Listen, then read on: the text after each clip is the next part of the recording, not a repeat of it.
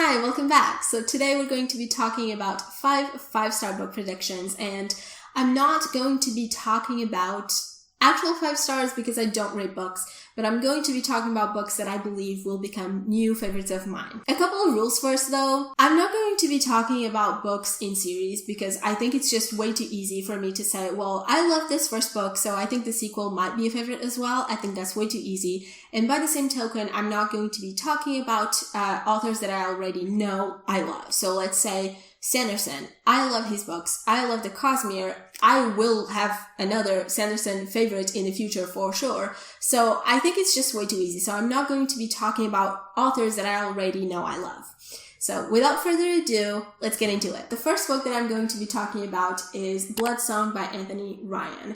So in this one, as I understand it, we're following our main character Vaylin as he is left at the gates of the Sixth Order, which is an order that raises warriors. So we're following him as he becomes one of them, or as he becomes a warrior and navigates his life. This is an adult fantasy book, and from my understanding, this is a coming-of-age story. So I'm really excited for that because I love coming-of-age stories in general. I love character-focused stories, so I really want to be able to get to know another main character really, really closely, be in his head, understand him as he grows up. So that's what I'm most excited about, and I just love adult fantasy. So that's the first one. I can't wait to read it. And the second one is The Queen of the Tearling. So this one is really fun because nowadays I get most of my recommendations, basically all of my recommendations, through booktube. And I love that. I love being in the community. I love seeing what people are reading the same things and, being engaged with the community.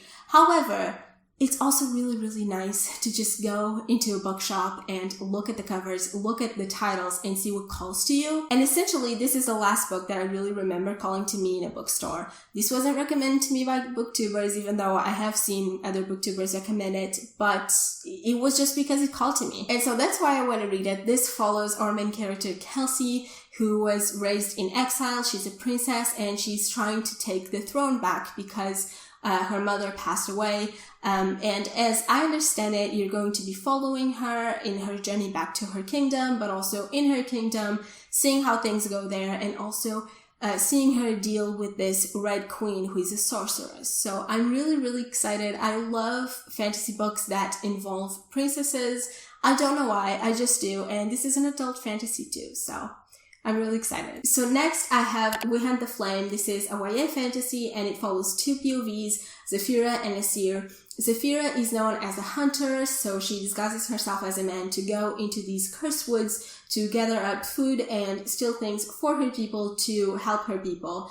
And Nasir is the son of the Sultan. He is an assassin and he's sent by his father to kill the hunter. So he does his father's bidding. He's sent to kill the hunter. He doesn't know who the hunter is, and no one knows, as I understand it. And he will eventually fall for her, so we have this little dilemma of he needs to do what his father told him, but also he fell for her. So I'm really excited about that plot line. I know that people love this, and can we just talk about the fact that YA is focusing on duologies nowadays a lot, because I feel like that is the only way for me to ever finish a series, so I'm really happy about the fact that this is a duology too. Okay, so next I have The Shadow of the Wind. This has fantastical elements, but it seems to me to be more so magical realism, and more so historical fiction, literary fiction. This is set in the 1940s, and you follow our main character as he finds in this cemetery of lost books, as I understand it, a book by an author that he becomes fascinated by, and he wants to learn more about this author, but he realizes that all of the books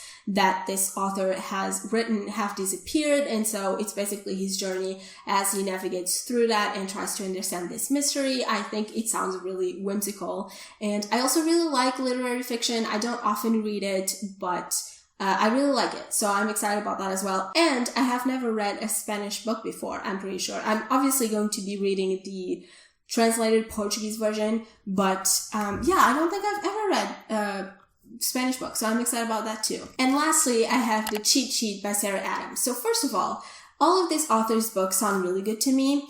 Firstly, because I think they sound really sweet, all of them. But secondly, also because I'm pretty sure they're closed-door romances or clean romances. Not sure which of the two, but I'm pretty sure one of them.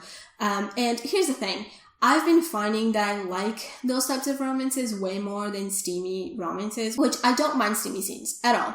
However, I think that sometimes when romance is open door, I think the authors rely on steamy scenes way too much to make you feel like the characters have a deeper connection than they actually do. Whereas closed-door romances or clean romances, because they can't rely on those scenes, they end up developing the relationship more and in a better way, and also they're way more romantic. They have more romantic moments. I find that a lot of times romance books are not actually romantic, but I'm there for the romance, so it's really disappointing a lot of times. So just right off the bat, the fact that these books are at least not as steamy as others, but I'm pretty sure they're closed door. The fact that they are really calls to me. But also this book specifically is best friends to lovers, I'm pretty sure. I think they're best friends, not childhood best friends, but best friends. And she's a ballerina and he is a football player.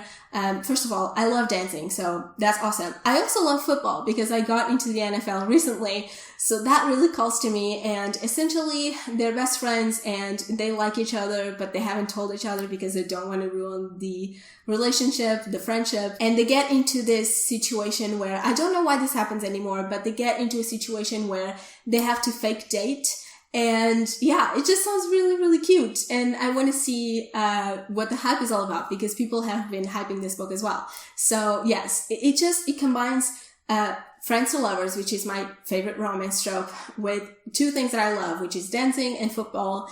And yeah, I'm just really, really excited about this. And that's all. Those are all the books. My plan is to do another video a year from now, going through all of these books again, because hopefully I will have read them and I will be talking about them, seeing if they were actual new favorites. So, and yeah, I covered the good range of genres. So adult fantasy is my favorite genre. So we have two, but I also love YA fantasy. So that's checked. And also romance and literary fiction. So yeah, and The Shadow of the Wind especially is a book that I've also wanted to read for a long, long time. The Shadow of the Wind and The Queen of the Tearling are the two that I've wanted to read for the longest time. So hopefully they will be indeed new favorites. So yeah, that's it. I had a great time. I hope you did too. Thank you so much for watching and I will see you in my next one. Bye!